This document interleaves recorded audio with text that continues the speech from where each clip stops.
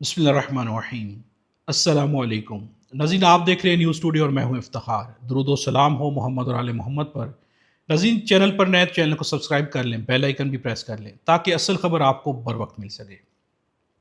सुहेल आफरीदी और अली मीर गंडापुर की बाज़ाब्ता तौर पर लड़ाई हुई है, आमने सामने बातें की गई हैं। सुहेल आफरीदी से कहा गया कि उसका इसकी क्या होता है नाम ले।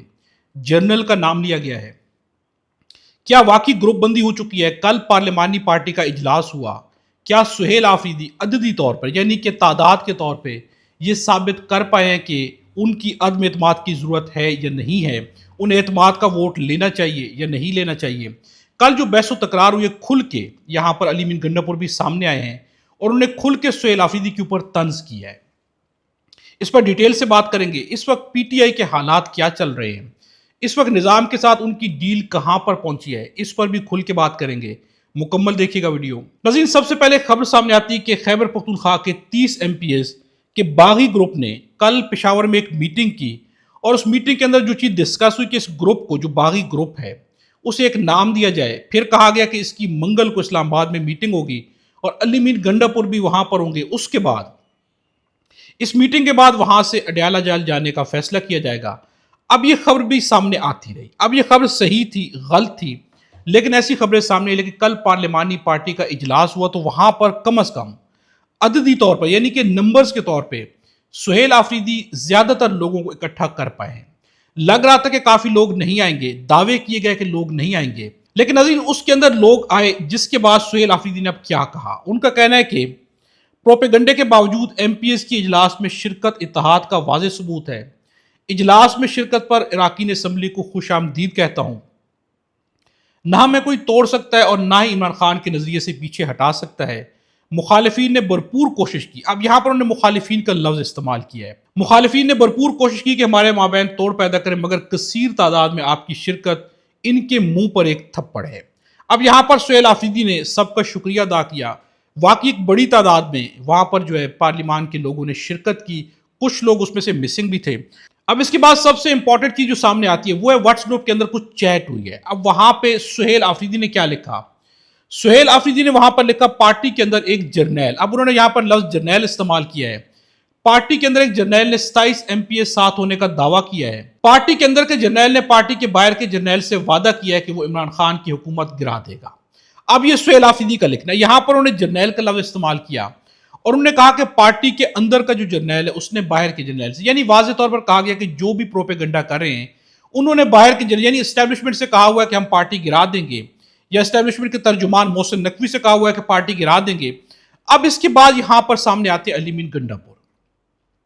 अब जिस तरह सुहेल आफरीदी ने कहा था, डीजीएसपीआर ने प्रेस कॉन्फ्रेंस की, उन्होंने कहा उसका उसकी, तो इसके ऊपर सुहेल आफरीदी बार बार कहते रहे कि आप नाम क्यों नहीं लेते, आप क्यों कहते हैं उसका उसकी, आप डायरेक्ट कहें कि इमरान अहमद खान न्याजी। अब इसी टोन के अंदर अली मीर गंडापुर ने बात की है। अली मीर गंडापुर का कहना है कि उसका उसकी तुम नाम क्यों नहीं लेते? अगर कोई इमरान खान के खिलाफ साजिश कर रहा है तो नाम लिया जाए, अपना सूबा आपसे कंट्रोल नहीं होता। यहां पर उन्होंने तनकीद भी की है कि आप इंतजामी तौर पर सूबा कंट्रोल नहीं कर पा रहे और दूसरों पर इल्जाम लगा रहे हैं। पार्टी रहनुमाओं में गद्दारी के सर्टिफिकेट बांटना दुरुस्त नहीं। हम पहले भी इमरान खान के साथ थे, आइंदा भी उनके साथ खड़े रहेंगे। अब ये कहना अली मीर गंडापुर का कि आप नाम लें। ये उन्होंने कहा कि आप जर्नैल कह रहे हैं तो वो कौन है, आप उसका नाम लें। अब यहां पर नज़ीर सबसे इंपॉर्टेंट जो चीज है वो क्या है? पीटीआई के अंदर के जो इख्तलाफात है अब खुल के वो सामने आ रहे हैं। अब पार्टी के अंदर की जो तोड़ फोड़ है, ये जो 30 एमपीएस का दावा किया जा रहा है, कहीं ना कहीं पर मैंने आपके सामने रखा कि बातचीत जरूर होती है, इख्तलाफ भी होते हैं। कोई भी दो लोग जो है आपस में इत्तफाक राय से जरूरी नहीं कि चल रहे हो, कहीं पर इख्तलाफ आ ही जाते हैं। यानी किसी पार्टी को देखा जाए, क्या लीडरशिप से, क्यादत से सब खुश होते हैं? ऐसा नहीं है। पाकिस्तान मुस्लिम नवाज हो, पाकिस्तान पीपल्स पार्टी हो, कोई भी जमात हो, क्या आपस के, अगर नून लीग के अंदर देखें कितने इख्तलाफात हैं, क्या ख्वाजा आसिफ के हनीफ अब्बासी से इख्तलाफात नहीं है? क्या जावेद लतीफ हो, उनके इख्तलाफात नहीं है? राना सनाउल्लाह के इख्तलाफात नहीं है? ख्वाजा साद रफीक के इख्तलाफात नहीं है? यहां तक कि कितने मेन लोग हैं, शायद खाकान अब्बासी पार्टी छोड़ गए, उसके अलावा अगर देखा जाए तो जुबैर उमर जो है वो पार्टी छोड़ गए। ये सारे इख्तलाफात होते हैं। तो इख्तलाफात एक बहुत ही नॉर्मल सी चीज़ है, लेकिन जिस तरह खुल के उन इख्तलाफात को बयान किया जाता है, जैसे यहाँ पर अली मीर गंडापुर ने कहा कि उसका उसकी तुम नाम क्यों नहीं लेते, आप नाम लेकर बताएं। अब ये बातें आमने सामने होनी चाहिए, वहां पर नाम भी लिए जाने चाहिए। ایک دوسرے کو بتانا چاہیے کہ آپ نے یہ کیا، آپ نے یہ کیا. لیکن پی ٹی آئی کے اندر کی جو توڑ پھوڑ ہے یہ بہت ہی آگے بڑھتی جا رہی ہے، اور یقیناً اس کا فائدہ جو مخالفین پارٹیز ہے سیاسی طور پر، یا پھر اس کے بعد جو اسٹیبلشمنٹ ہے یا طاقتور ہے، وہ سب اٹھا رہے ہوتے ہیں. ڈیفینیٹلی یہاں پر میں آپ کے سامنے رکھتا ہوں کہ آپ کے سامنے میں نے بھی رکھا کہ بیک اینڈ پہ رابطے ہو رہے ہیں، اور واقعی رابطے ہو رہے ہیں. بیک اینڈ پہ مذاکرات کی بات چل رہی ہے اور واقعی چل رہی تھی. لیکن میں نے آپ کے سامنے یہ بھی رکھا کہ اس سے کیا کچھ نکلے گا، تو اس کے چانسز نہیں ہیں، کیونکہ جب عمران خان کے سامنے چیزیں جائیں گی تو کچھ بھی نہیں ہوگا. دوسرا، جن پر یہ بھروسہ کریں، کیا وہ بھروسے پہ پورا اتریں گے؟ کیا وہ پاکستان مسلم نواز کے لوگ ہوں یا طاقتوروں سے جو ہے مذاکرات کی جا رہے ہو، تو کیا یہ ساری چیزیں آخر تک صحیح رہیں گی؟ تو میں نے آپ کے سامنے یہ بھی رکھا کہ یہاں پر پاکستان تحریک انصاف کو کچھ نہیں ملے گا. اب ناظرین، سامنے آپ کے میں ایک چیز رکھتا ہوں، جتنے بھی بیک ڈور رابطے تھے پاکستان تحریک انصاف کے لوگ خاموش ہوئے، ایون کہ سہیل آفریدی بھی خاموش ہو گئے. لیکن ملا کیا؟ اب اگر سامنے کی بات کی جائے، کچھ پیشکش بھی ہے. محمد فہیم کا کہنا ہے کہ پی ٹی آئی کے سینئر رہنما کو اہم وزارت کی پیشکش کی گئی. ذرائع کے مطابق انہوں نے شکریہ کے ساتھ پیشکش ٹھکرا دی. اب ناظرین، کیوں کوئی پیشکش قبول کرے گا جب عمران خان کے ساتھ سے ہٹ کے کوئی کہیں اور جائے گا؟ اسے کیا ملے گا؟ وقتی فوائد ملیں گے.